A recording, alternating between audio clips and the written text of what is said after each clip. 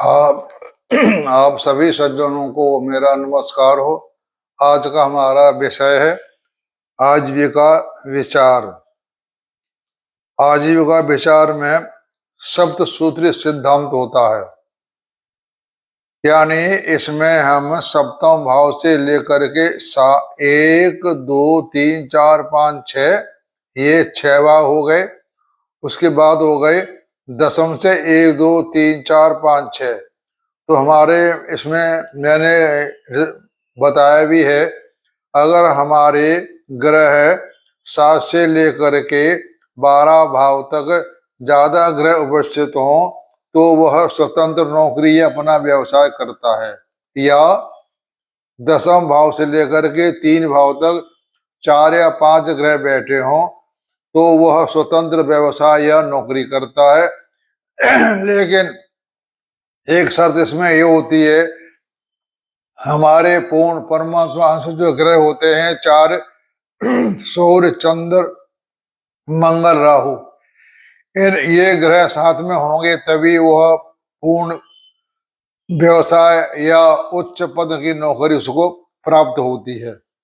लेकिन हम कुंडली में ये देखते हैं कि ये एक नियम तो लागू हो रहा है, बाकी नियम लागू नहीं हो रहे हैं, तो यह पूरा खरा सिद्धांत नहीं उतरता है। क्यों? कुंडली में हम एक बात को लेकर के फलादेश नहीं कर सकते हैं, क्योंकि हमने कुंडली में जातक का जन्म कर्म भाव भी देखना है, भाग्य भाव भी देखना है, आय भाव भी देखना है। ये हमारा कर्म भाव होगा दशम, आय भाव 11वां हो गया और 9वां भाग्य का हो गया, ये विद्या धन का हो गया। इन ग्रहों की स्थिति क्या है उसी आधार पर हम फलादेश करते हैं। यानी मेरा कहने का मतलब यह है कि एक कुंडली में कम से कम 6 ग्रहों 6 भावों की उपस्थिति में उनकी स्थिति अच्छी हो तभी वो फलादेश सही देता है। और ये सारी बातें हम कुंडली में हम किसी के देखें तो मैं आपसे कह रहा हूं और मैंने इस पे रिसर्च कर रखी है, अगर हमारे कुंडली में राजयोग नहीं है और जैसे ये कुंडली हमारे सामने है कर्क लगन की, इसमें ये हमारे दशम भाव से लेकर के 3 भाव तक इसमें ग्रह आते हैं, शनि चंद्र केतु मंगल बुध और सूर्य। 1 2 3 4 5 6 ग्रह में हमारे इसमें 3 ग्रह पूर्ण परमात्मा अंश आ रहे हैं, चंद्र मंगल और सूर्य। आपको बताया तो ये कुंडली हमारी 23/9/1970 1:42 AM सोनीपत की है। इसके बारे में आपको बता रहा हूं कि इस कुंडली में आजीविका विचार जो है शब्द शुद्ध सिद्धांत पूरे इसमें लागू हो रहे हैं। क्यों? देखो इसमें दशम भाव से लेकर के 3 भाव तक शनि चंद्र मंगल केतु बुध और सूर्य आ रहे हैं। इसमें हमारे 3 पूर्ण परमात्मा अंश के ग्रह बैठे हुए हैं। और हमने ये भी देखना होता है, मेन बात कि हमारी लगन कुंडली और चंद्र कुंडली क्या कह रही है, तभी हम फलादेश सही कर पाएंगे। जिसकी कुंडली में लगन कुंडली और चंद्र कुंडली ये दोनों मजबूत होंगी, भाग्य ठीक होगा, कर्म ठीक होगा, इच्छा भाव ठीक होगा, इन संबंध होगा, तो उसका फलादेश पूरा सही उतरता है। और जैसे हमने ये देखा इसमें, और मैंने पिछली वीडियो में ये बता चुका हूं कि पापी ग्रह और शुभ ग्रह कौन से होते हैं, तो वो कुंडली को देख के अनुसार ही पापी ग्रह माने जाते हैं। कोई पापी ग्रह नहीं होता, कोई शुभ ग्रह नहीं होता। कुंडली की स्थिति क्या है उसी तरह से हम पापी और पुण्य ग्रह मानते हैं। इस पर मैं वीडियो बना चुका हूं, आप मेरी वीडियो वो सुन लेना, पापी ग्रह। अब देखते हम इस कुंडली में शब्द जो आजीविका विचार शब्द सूत्र सिद्धांत इस पे लागू हो रहा, शब्द सूत्र सिद्धांत इस कुंडली में लागू हो रहा है। दशम भाव से लेकर के 3 भाव तक 1 2 3 4 6 1 2 3 4 5 6 ग्रह बैठे हुए हैं, तो ये एकदम सही है। तो मैंने यहाँ लिख दिया है यहाँ।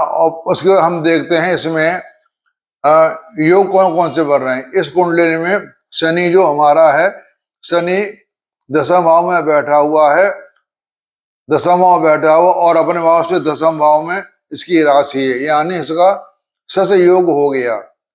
सस योग इसका हो गया मतलब ये व्यक्ति अपने जीवन में जो इसका कर्म भाव है वो लोगों से ही काम करवाएगा, ये बताता है शनि सस योग। इसमें एक है मंगल रुचक योग, मंगल इसमें बैठा हुआ है यहाँ पर, और मंगल से हमारा 1 2 3 4, मंगल से हमारा चौथे घर में राशि आ रही है, यानी केंद्र से 1 4 7 10 में कोई ग्रह की राशि होती है तो उसको योग बन जाता है। इस कुंडली में मंगल का रुचक योग भी दिखा रहा है। मंगल देता हमारा साहस, मेन काम।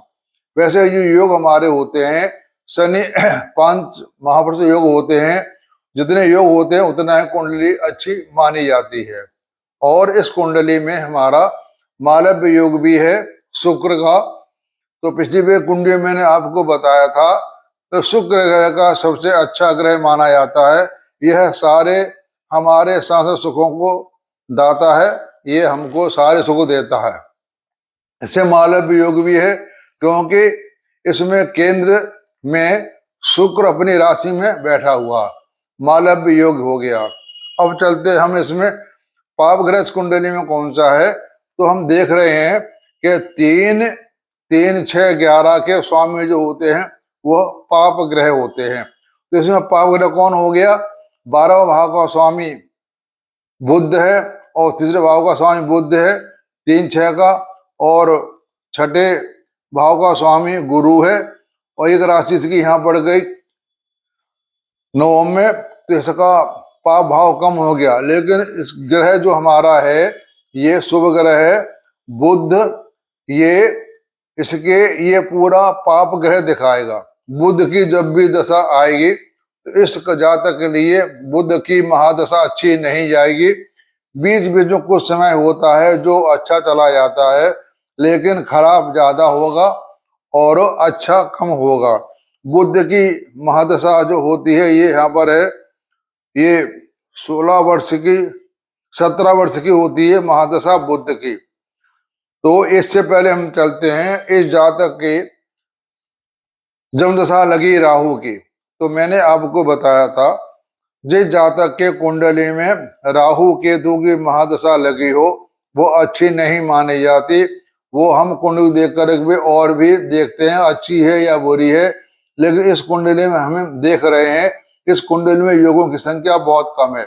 इस कुंडली में सिर्फ 3 योग ही हैं, शनि सस योग, मंगल से रुचि योग और शुक्र से मालव्य योग। अब देखते हैं इसकी जो लगन कुंडली है, लगन कुंडली में ना तो कोई ग्रह बैठा हुआ है और ना ही किसी की दृष्टि है, तो हम लगन भाव को मानेंगे ये इसका भाव कमजोर है। चंद्र लगन इसकी है मजबूत है। चंद्रगण में देखो गुरु बैठा, शुक्र बैठे हुए हैं और शनि की महाराज की दृष्टि है। इसकी चंद्र लगन की कुंडली ठीक है, ये है मैं बताया ये ठीक है। जम लगन की कुंडली खराब है, पाप ग्रह इसका है बुध। तो इसकी दशा चली, गुरु की दशा चली है 4/12/1982 से लेकर के 4/12/1998 तक इनकी दशा थी 16 वर्ष की।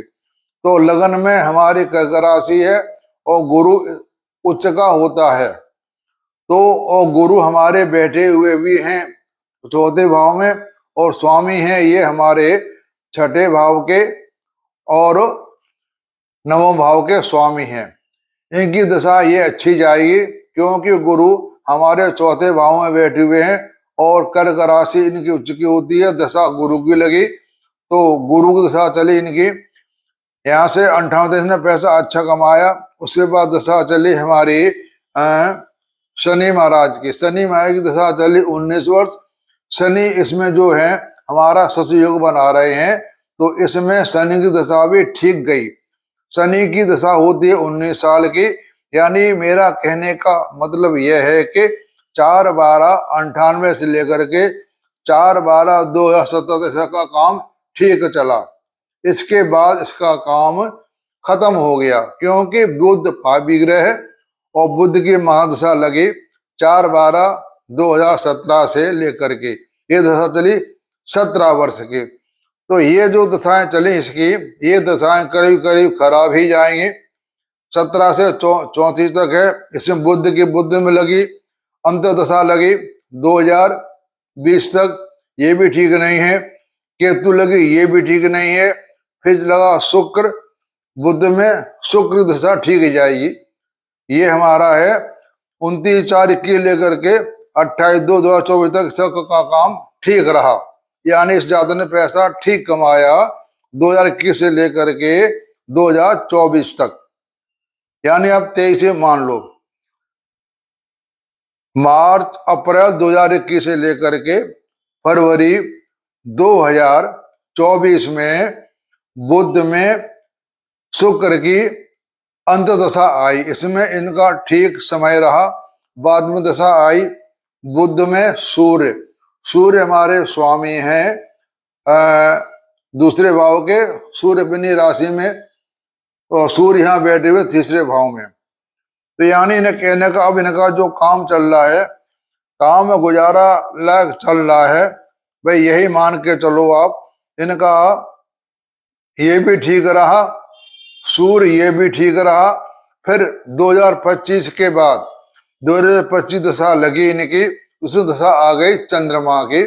चंद्रमा हमारे बैठे हुए हैं व्यय भाव में, ये इनका समय खराब गया, इसमें पैसे की कमाई बहुत कम हुई।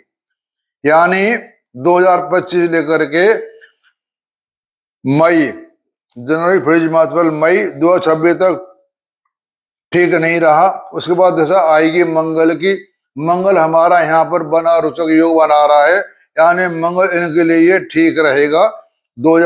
मई 2026 से लेकर के मई 2027 इनका टाइम ठीक है। यानी बुध की महादशा इनके लिए खराब है, खराब समय ज्यादा है, अच्छा समय कम है। बुध की दशा इनकी चलेगी 2034 तक। 2034 के बाद इनकी दशा चलेगी शनि की, चलेगी 2032 से लेकर के 2034 तक। शनि इसमें हमारे सहयोग हैं, यानी इनका जो ये टाइम है, ये इनका जो टाइम है यहाँ पर सहयोग, ये इनका 2032 लेकर के 2034 तक इनका समय ठीक जाएगा। तो ये मैंने आपको इस तरह से पूरी बातें बता दी। इनका समय कब खराब था, कब ठीक था। इनका समय ठीक था 1982 से लेकर के 2017 तक। उसके बाद इनका समय खराब आ गया, उसके बाद इनका समय ठीक आ गया अप्रैल 2021 से लेकर के फरवरी 2024 तक। उसके बाद ये भी इनका समय ठीक रहा 2025 तक। 2025 के बाद इनका काम, इन्होंने पैसा कम कमाया, क्योंकि इनकी दशा चल रही है चंद्रमा की। बुध में चंद्रमा, बुध चंद्रमा का शत्रु होता है और बुध वैसे पापी ग्रह है, इन दोनों की आपस में नहीं बनती है, तो ये इनका समय भी खराब गया। इस तरह से मैंने आपको इस कुंडली के बारे में बता दिया। यानी ये जो जातक है अपने गुजारे लायक काम चल रहा है, लेकिन इसमें कोई इतने अच्छे योग नहीं है जो अपने जीवन में ये सारे फायदे उठा सकें या सबका आनंद ले सकें। लेकिन हाँ, भगवान की कृपा होती है तो अपना जीवन ईमानदारी से चलाते रहेंगे तो कोई दिक्कत नहीं आएगी, यानी इनका काम चलता रहेगा। इस तरह से हम देखते हैं कि कुंडली में योगों का कितनी संख्या मिल रही है, योगों के आधार पर ही हम कुंडली का फलादेश करते हैं। आप सबका सुनने का धन्यवाद और आप सबको मेरा नमस्कार।